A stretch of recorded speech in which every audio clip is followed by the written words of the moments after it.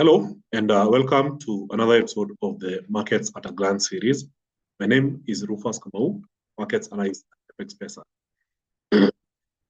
So today, we will be having a very quick and short session. So we'll be looking at the New York Open. As you all know, currently, after the daylight saving time adjustment, the session is expected to uh, start at 4:30 p.m. In previous times, it used to be at 3:30 p.m. So this is the period when we get most of our New York session news. So whenever there's major news coming in from the US, there's a likelihood that it will be happening at 4:30 p.m. So today, we don't have any major news coming in from the New York session. So if you check the economic calendar, you notice that this is true. So today, being the Tuesday, 3rd of January, we don't have much happening as we approach 4:30 p.m. It will be the National Housing Price Index for Canada, a consumer confidence survey for the Eurozone, and for the US, it's just the Richmond Manufacturing Index. So from previous data for the Richmond Manufacturing Index, which is due at 6 p.m., we saw a trend. This is moving further back downwards, meaning that manufacturing has been contracting within the US. So we saw already two states happening this beginning in manufacturing, and this was the state of New York as well as Philadelphia. Now we are looking at yet another one, which is the Richmond. So when you combine both data, they are key leading indicators on the manufacturing conditions within the US. And currently it has been worsening. Previous reading was -11. So expecting a slight improvement to -7, and this may have some impact on the US dollar trading. So if you are trading the US dollar today, then you should know that this is the key highlight for the day.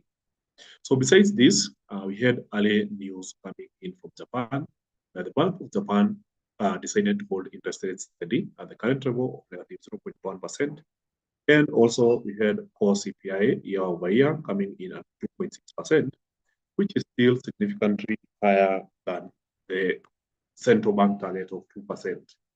So also looking at the Bank of Japan monetary outlook report, as well as a policy statement, we didn't have any major signs of a shift in the monetary policy.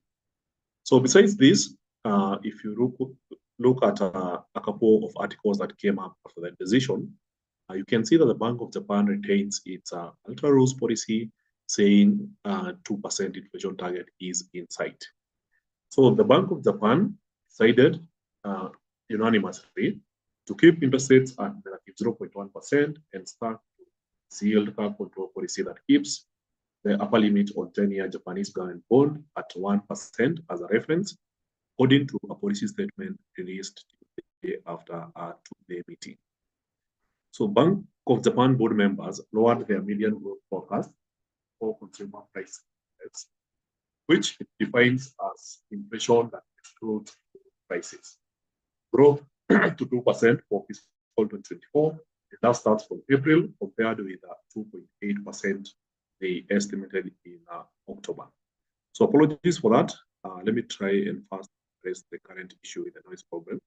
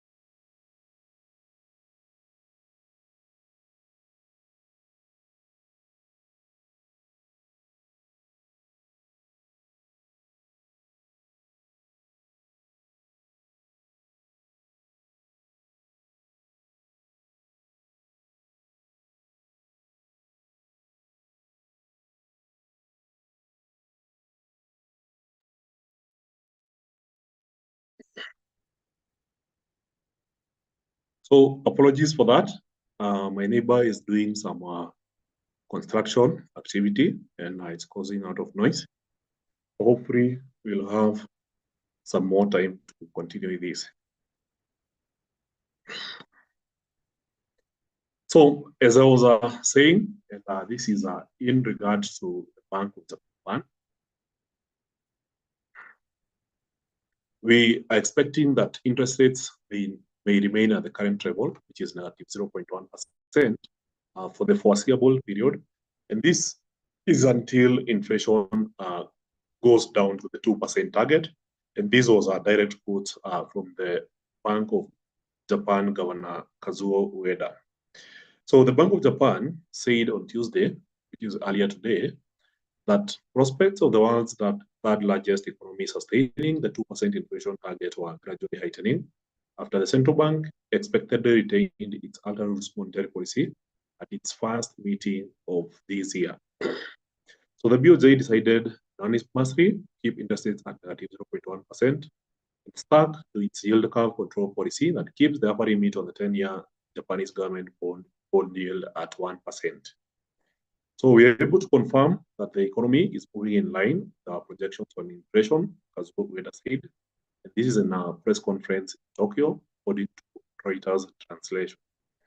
So our core inflation forecast is at 1.9%, very close to our 2% target. So this was the case in October, but it happened again this time after close scrutiny.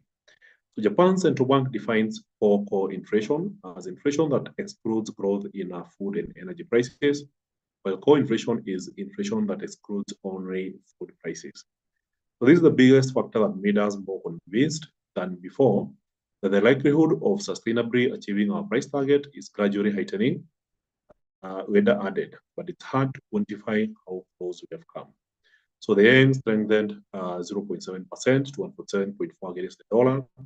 The Nikkei equity benchmark rose to 0.1% lower after briefly nearing a fresh 3-decade high.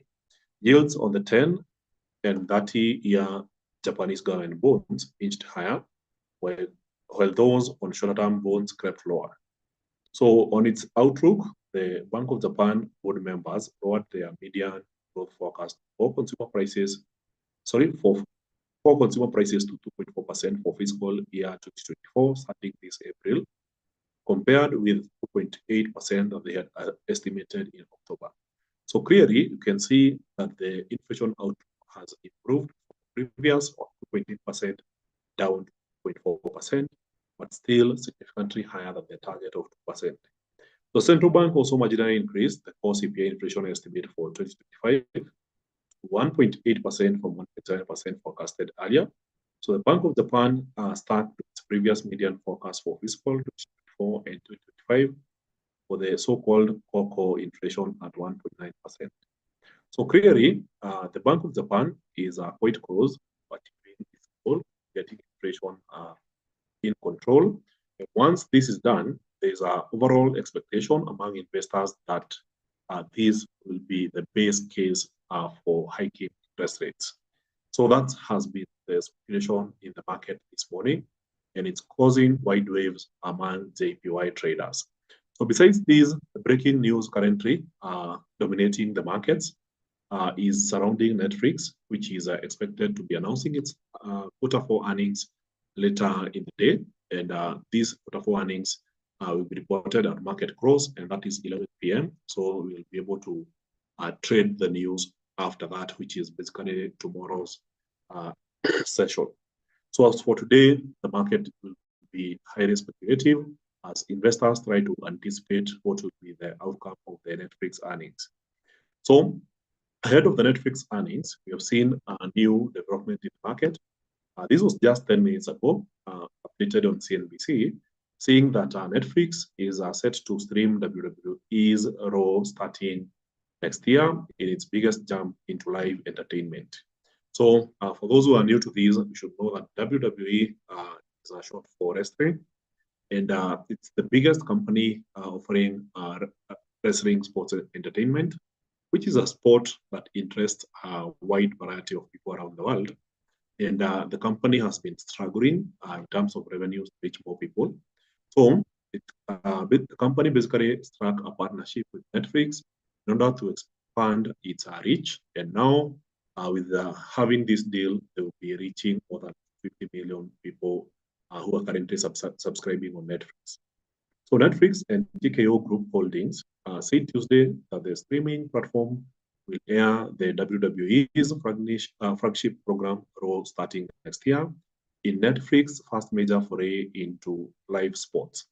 So as we all know, Netflix has majorly been dominating video streaming, mostly for movies, but they have never gone big in sports or entertainment sports. So now that they are going into live sports, starting with WWE, they have struck a 10-year deal that is valued at more than $5 billion, according to a person familiar with the matter. So as a result of this breaking news and the big deal ahead of earnings, there's a good chance of seeing some good activity coming in from Netflix shares in the New York session, which opens in about 28 minutes from now. So that being said, now looking at the charts, we know what we discussed earlier in the 11 a.m. session titled Market Snapshot. So the dollar index, it was just bouncing off this trend line, and we speculated that it was the upper trend line, which has happened. Took about 5 hours for the dollar index to get here, and then in the last hour, it didn't have much movement. So with a strong dollar index, we've seen the dollar making recovery against early morning drop that we saw. So we had a drop here after the Bank of Japan announced the interest rate decision, but then the dollar strengthened against the yen, so it has recovered, and it's almost getting to our target for the day, which was this area here, which had served as a previous high some time back last week.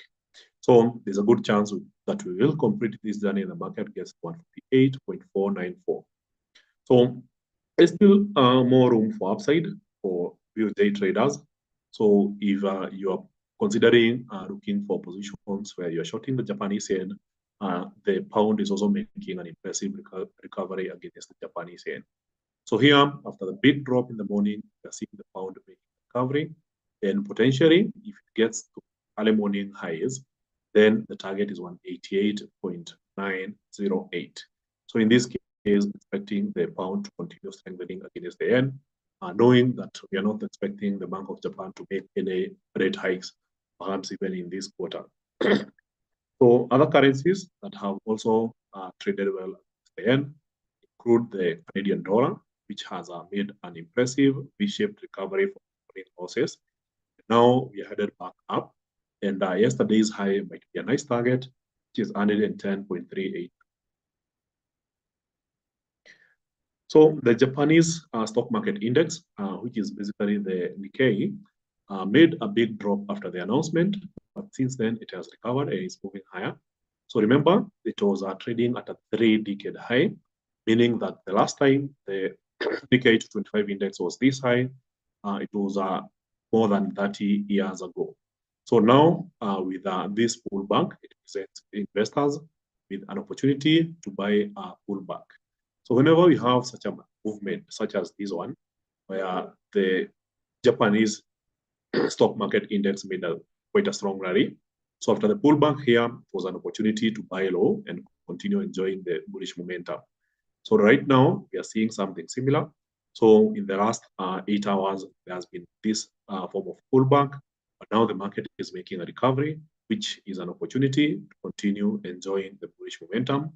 Of course, the market retests the previous high, break it, and even higher. So for now, the immediate target for a short-term trader is that it's 6,990 price level.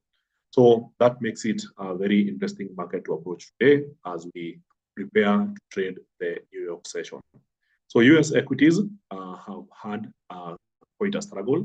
So despite showing signs of going further back downwards, they have strengthened as we approach the New York session. So SP 500 is making some recovery here. So for the Dow Jones, it had shown some signs of moving further back downwards, but also it's recovering. And of course, for the Nasdaq, it attempted to go down early in the morning, failed to do so, and now we are seeing what looks like a reversal as the market prepares for a run ahead of the New York session. So this is something to monitor as we see increased bullish momentum after the market failed to break this previous support right here. So market failed to break this area, just retested and moved up, and now we might be headed higher. So as for gold traders, it has been a beautiful day after the market hit this resistance. It's a resistance that we saw on Friday last week. Now, after getting to this change direction and started moving downwards, so it hasn't hit a major support level yet. So there's still more room for downside momentum. So the previous 1 hour candlestick is not that scary, showing that the market has changed direction, which means that there's still more room for gold for the downwards, and perhaps even complete the journey and get to yesterday's low. So for USD CAD, you can see that the market attempted to go up, failed yet again, and now you're seeing the dollar take a step back downwards against the Canadian dollar. But still, we know that the dollar index is reasonably strong and may continue pushing higher against the Canadian dollar.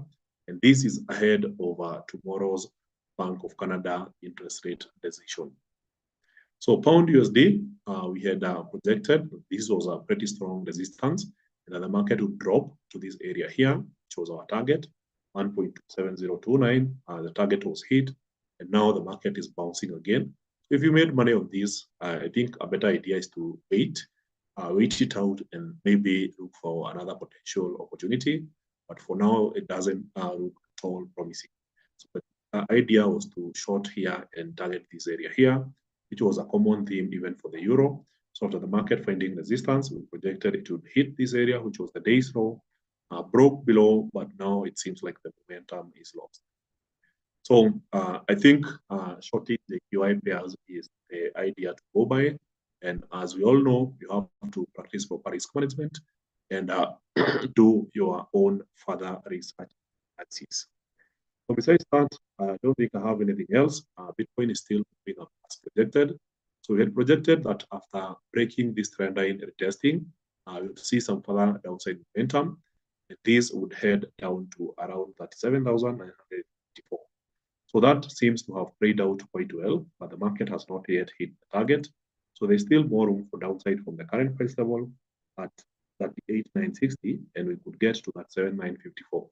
So this is a key price level to watch for any person who is participating in the Bitcoin market. So as for New Zealand USD, the market is really attempting to bounce from here.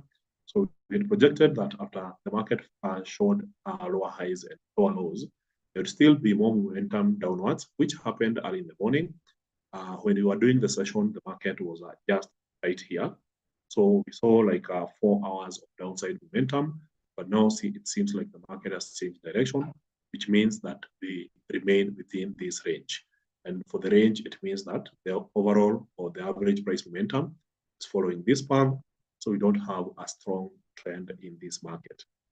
So that's it for the day. If you have any questions, kindly raise them as we approach the end of the session.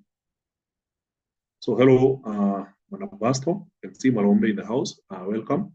Wilbert, Gitao, Marcus, Sinbaz. Thank you guys for joining the session.